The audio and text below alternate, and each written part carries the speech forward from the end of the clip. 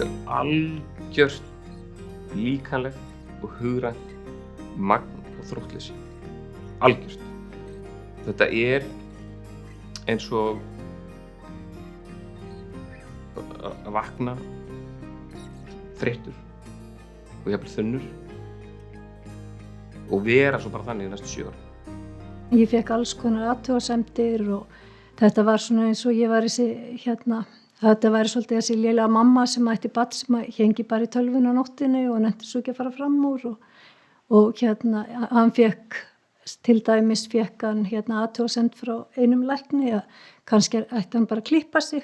Læknanám, það snertir mjög sjaldan á þessum sjúkdómi, þannig að læknar hafa ekki endilega þekkinguna sem þarf fyrir þennan sjúkdóm. Mín tilfinning að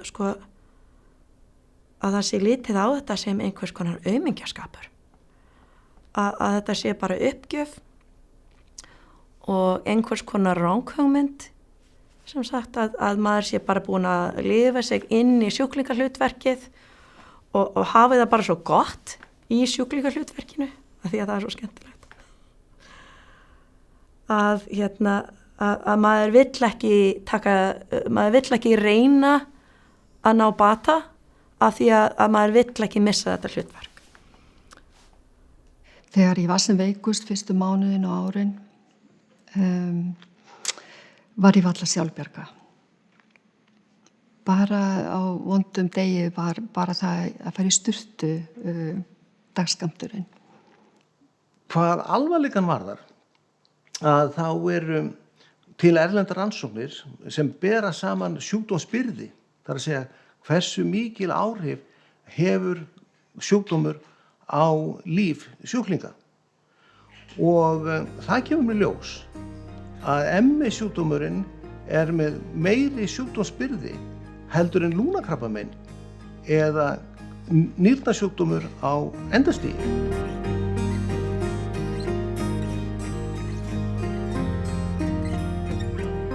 ME skammstöfun á alvarlegum sjúkdómi sem hefur verið hálfgerð hornreka í læknisfræðunum.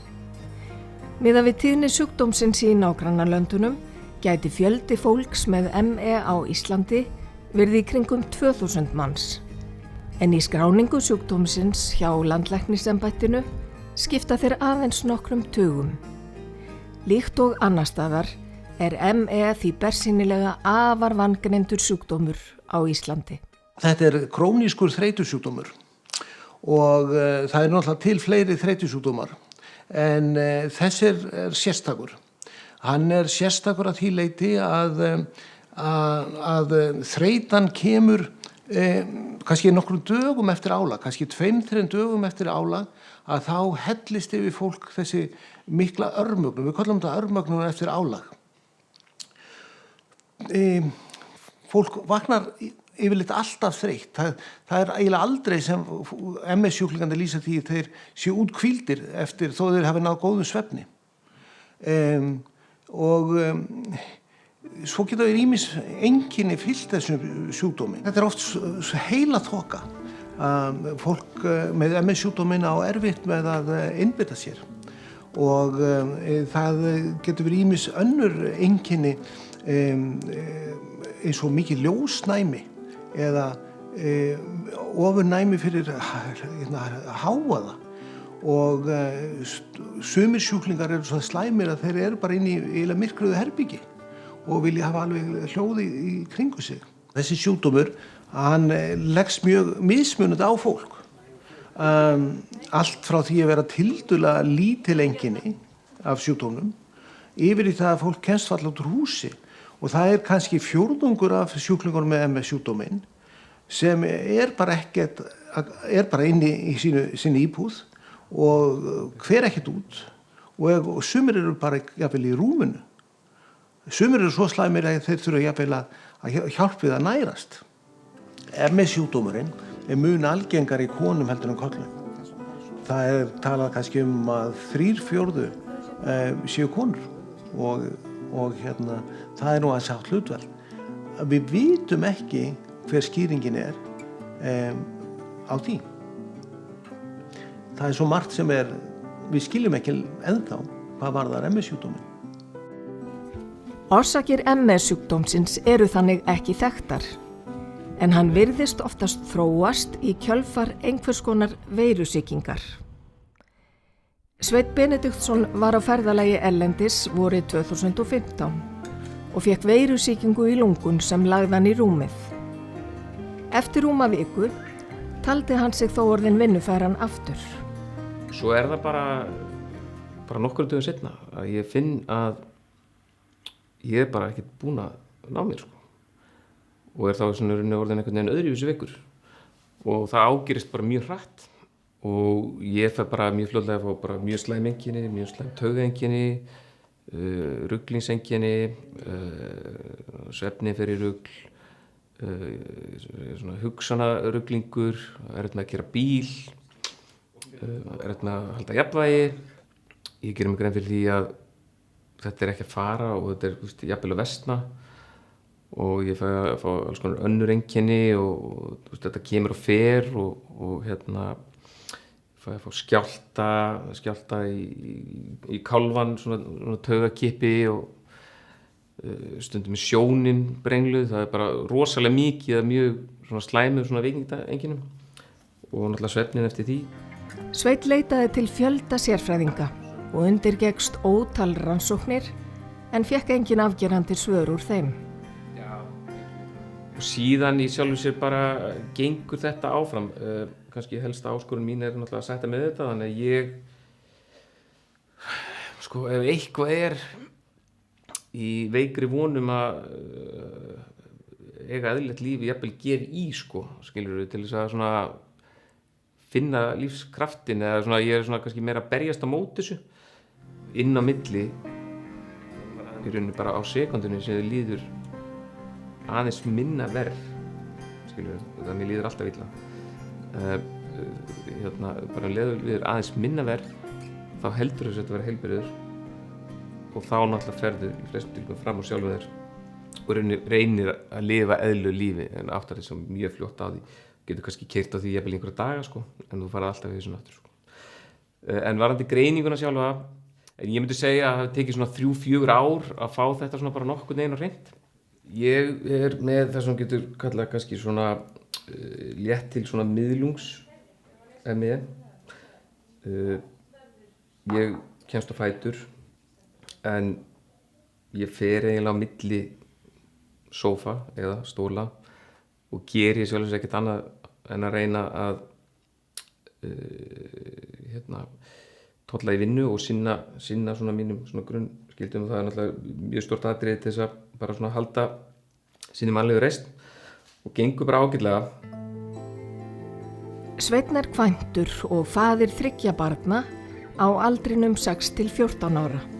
Með fjölskylduna þá heyri ég bara rosalega mikið stuðning þar og sérstaklega frá konunni minni og föður mínum, svona stuðningsmenn nr. 1 sem eru bæði heilbrigðisstarfsmenn og sýna þessu bara mjög mikið skilning og ég svona náttúrulega reyni bara eftir veikumætti að vera líka gildur í fjölskyldinu og taka bara með þau verkefni sem að ég ræði við, en ég held samt að börnin mín gerir svolítið grein fyrir því að ég ekki venjulegur pabbi. Ég hef prófað mörg lyf og á ákveðnu svona tauga- og geðlyfum til þess að svona halda mér þokkalegum, en ég hef líka verið, það hefur líka verið aðeins breytilegt eftir sjúkdómsmyndinni og en það í sjálfu sér sko bara hænuskref sko til þess að gera eitthvað mögulega bærilegt og rauninni engin lausn á vandamálinu. Þegar þú ert í svona hálfgerðu kasti þá þarft þú einfaldlega að anda með nefnum, einn andardrátt í einu.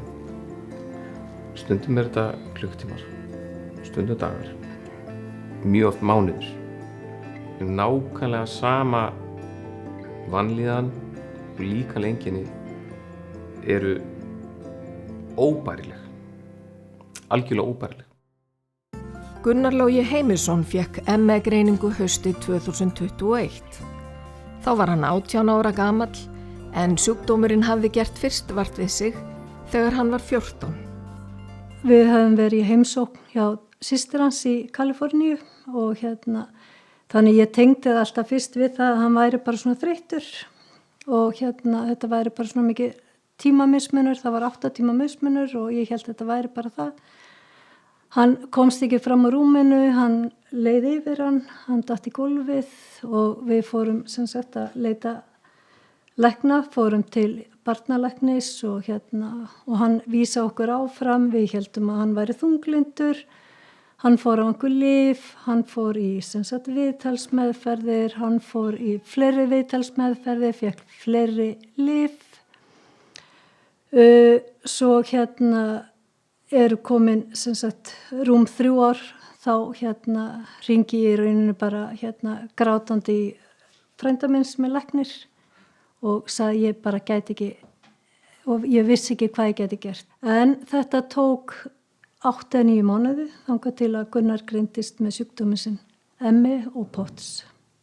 Það svolítið verið að tala það að þetta sé bara svona eins og þetta sé eitthvað svona andlegt, þetta sé bara eitthvað í höfðinu á fólki sem með þennan sjúkdóm, þetta sé ekki svona alvöru líkamlegur sjúkdómur. En og ég finn það alveg þegar ég að segja fólki frá þessu að því finnst ég bara að vera að ljúga. Og fólk áttar sig ekkert á því og ég hafði aldrei heyrt ME eða POTS. Þetta alvöru sjúkdómur og ég sé litla glaða ofvirka barnið mitt liggjandi í rúminu kannski heila viku og fer ekki fram og fær sér ekki að borða og hann kannski fær sér að drekka en og það bara myrkur, það dreigir fyrir, allt slökkt og hann liggur bara í rúminu. Gunnar var bara svona mikið úti og mikið með vinum sínum, hann var í félagsstarfi, hann fór í félagsmiðstöðina og hann tók þátt í nemendaráði, hann tók þátt í skrekk og var bara mikið með strákunum og spila fram eftir nóttu og svo gerist þessi breyting þarna 8. eða 9. bekk og þá í rauninni bara verður þetta bara allt annað.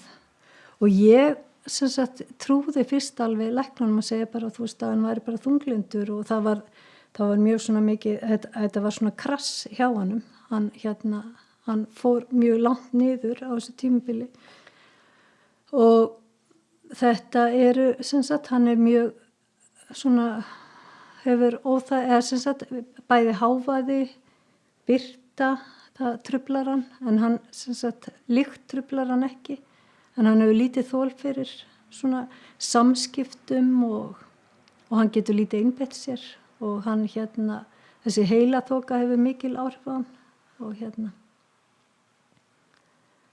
en samt hann og eins og hann hefur alltaf verið, hann samt sko í grunninn hann glaður og en ég sem sagt ég hef alveg haft gott sem sagt net í kringum mig sjálfa þannig í sambandi við fólkið mitt og vinnuna mína ég hef alveg dottið út úr vinnu á þessum tíma og ég hef bara sagt að í rauninni hef ég bara þurft á sorgarfrí að halda vegna þess að þetta mikil sorg sem fylgir þessum sjúkdómi og þetta dauð alvarlegur sjúkdómur það bara svoleiðis en við hefum ótrúlega góða lækna, við erum komin í held ég bara sko besta teymi sem við gátum fengið og við trúum því að það sé eitthvað betra framundan.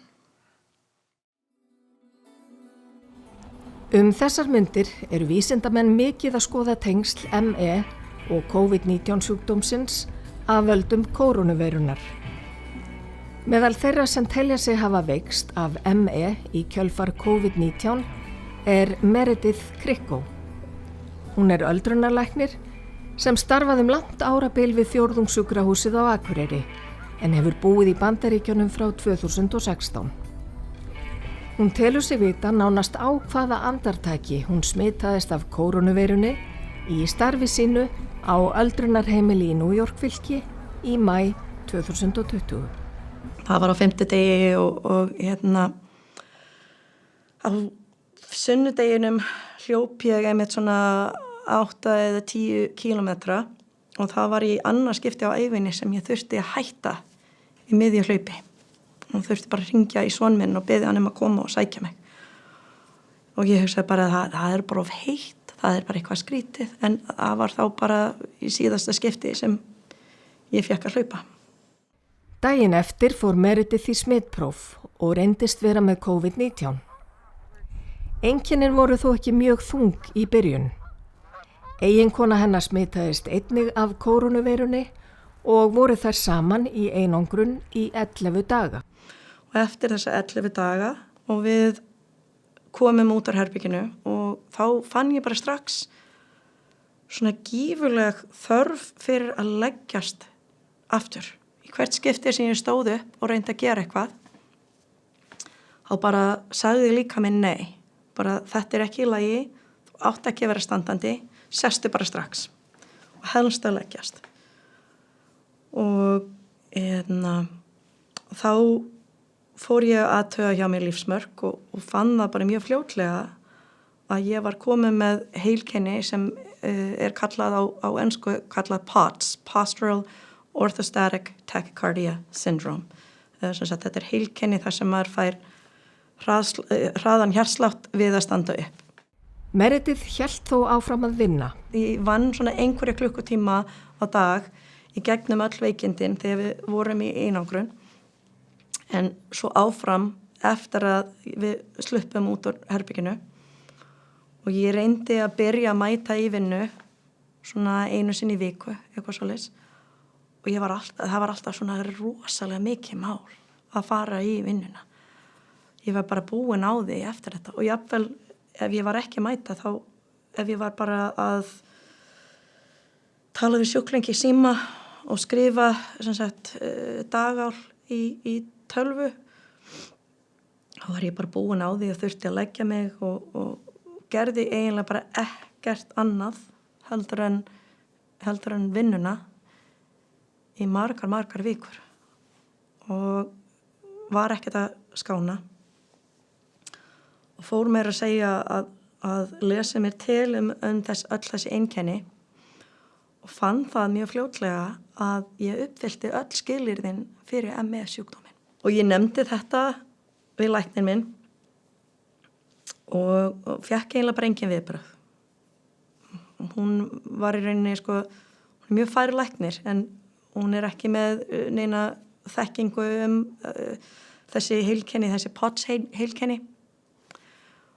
Og ég var það ekki heldur áður en ég fletti þessu upp. Þetta er ekki eitthvað sem er mikið kennt og ekki heldur ME sjúkdóminn, það er nánast ekkert kennt þetta í læknadeild á Íslandi eða í sérnámi í Bandaríkjunum. Þá var ég bara nánast aldrei búin að heyra þetta. Meredith fór í veikindaleyfi í september 2020 en hefur ekki getað snúið aftur til vinnu. Hún hefur jafnframt sannreynt að ýmsar þær meðferðir sem boðið er upp á, svo sem stigvaxandi áreynsluþjálfun, reynist illa. Slík þjálfun getur hreinlega verið skaðleg fyrir MS-sjúklinga og það sama á við hugræna atferlismeðferð. Ég er búin að reyna rosalega margt, búin að reyna svona sérstaka sjúkraþjálfun sem á að fara mjög hægt af stað til þess að vera ekki að koma af stað þessum slappleika eftir áreynslu. En það var sama hvað ég gerði, ég lendi alltaf í svona slappleika. Ég var látin bara gera svona æfingar þar sem ég var að lyfta fótleggjunum 10 sinnum tvisvar annað hver dag. Og það kom mér inn í svona tímabil, svona 10 daga tímabil þar sem ég var bara rúmliggjandi. Þannig að það var engin leið að hreyfa mig án þess að borga fyrir það. Meðferðin, í rauninni var það alltaf ég sem stakk upp á lyf frekar en læknar sem voru að segja mér hvað ég ætti að pröfa. Þannig að það er ekki mjög þægilegt að í rauninni að standa í því að vera manns eigin læknir. Og svo var það að alltaf ef ég ef ég nefndi það að hafa áhyggjur af því að vera að þróa ME eða ég benti á það að sko að ég þoldi ekki neina líkanshreyfingu út af, og þess vegna hafði ég áhyggjur af því að vera með ME, þá fékk ég aldrei svar. Það var bara bæði heimilislæknirinn minn og hjartalæknirinn voru bara svona að reyna að sneiða hjá þessu og ekki tala um þetta. Og ennþá dag í dag veit ég ekki hvað er í gangi. Hvort það er það að þeir reynlega bara halda að ME sé ekki alvöru sjúkdómur, að þetta sé bara einhver ímyndunarveiki og að ég sé að taka ákvörðunum að vera bara eimingi það sem eftir er. Og þess vegna vil ég ekki taka þátt í svona, svona sjúkraþjálfun og þess háttar.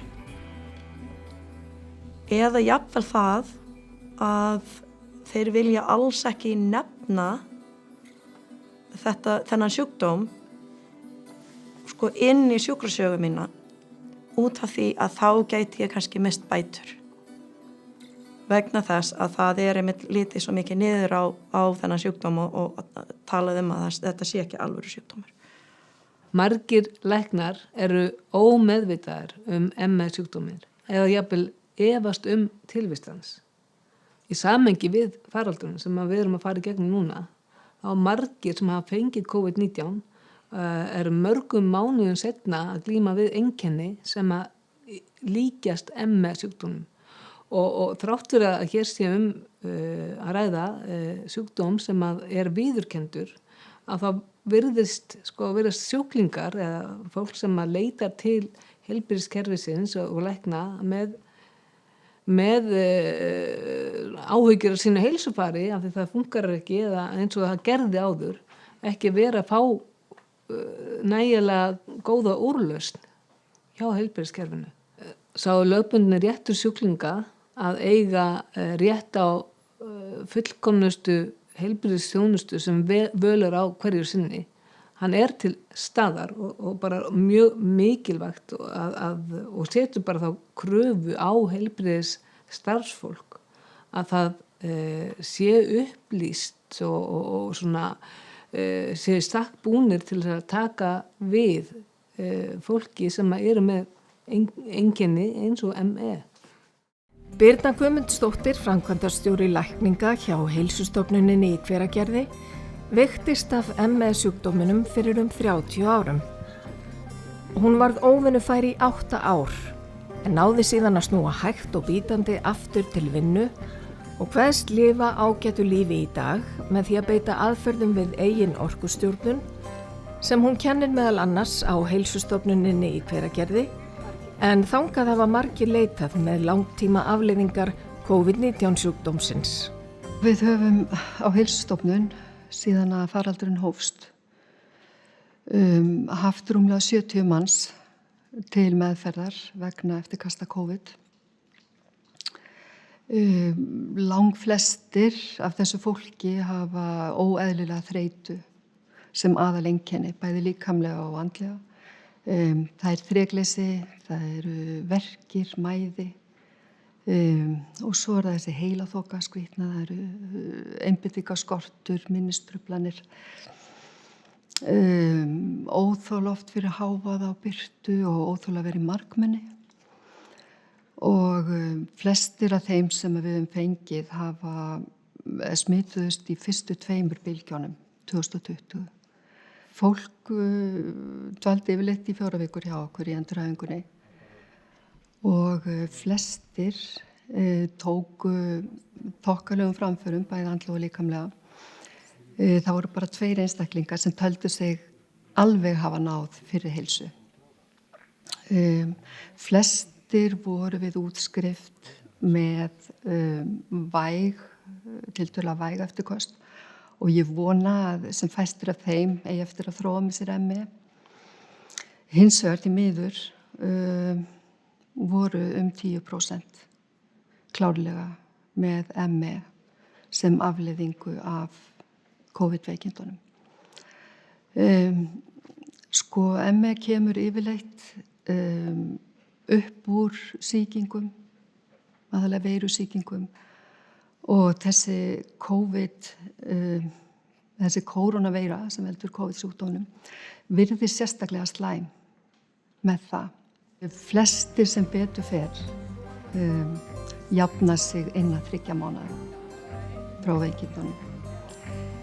Ef að veikindin eða eftirköstin eru enn til staðar, alvarlega eftirköst, 6 mánuðum eftir COVID-sýkingu, þá er mikil hætta á að þessi fólk sem komið ME. Aðal meðferðin við ME er orkustjórnun. Þegar fólk er með takmarkað orku, þá þarf að læra að stjórna þessa litlu orku sem er til staðar. Þetta hefur verið kallað virkniaðlögun á íslensku og ME-félagið gaf út bók fyrir nokkrum árum sem að kennir þessa virkniaðlögun eða orkustjórnun. Þetta hefur verið kallað pacing á ensku. Og þetta höfum við gert í meðferðinni hjá okkur. Allt það fólk sem er með óeðlilega þreytu, það lærir virknistjórnun eða orkustjórnun, lærir að stjórna orkunni sinni, lærir að þekkja mörkin sín og að forðast að ofgera sér vegna þess að ofálag getur valdið versnunum á einkennum og jafnvel afturför. Besta leiðin til þess að auka orku er hvíld. Fólk það líka og margir þurfa að læra að slaka á. Það er oft mikil spenna í fólki sem að kemur í veg fyrir það að geti hvílst almennilega. Og svo sem betur fer geta flestir hreyft sig eitthvað, það eykur vellíðan nema í alvarlegustu ME tilfellunum. Því miður að þá er ME oftast alvarlegur og krónískur sjúkdómur en flestir eiga að geta orðið betri. Flestir eiga að geta tekið framförum ef að rétt er að málum staðið og fólk fær rétt að meðferð. Því miður eru fáir sem að ná algjörum bata. En þess vegna er svo mikilvægt að auka vitneskju þennan sjúkdóm meðal lækna og annars heilbrigðisstarfsfólks til þess að fólk fái réttu meðferðina og þetta fólk þarf almennilega þjónustu. Það hafa það margir mjög skítt og almennilega þjónustu til þess að það geti fengið bata. Ég held að langflestir ættu að geta náð betri heilsu með réttum aðferðum.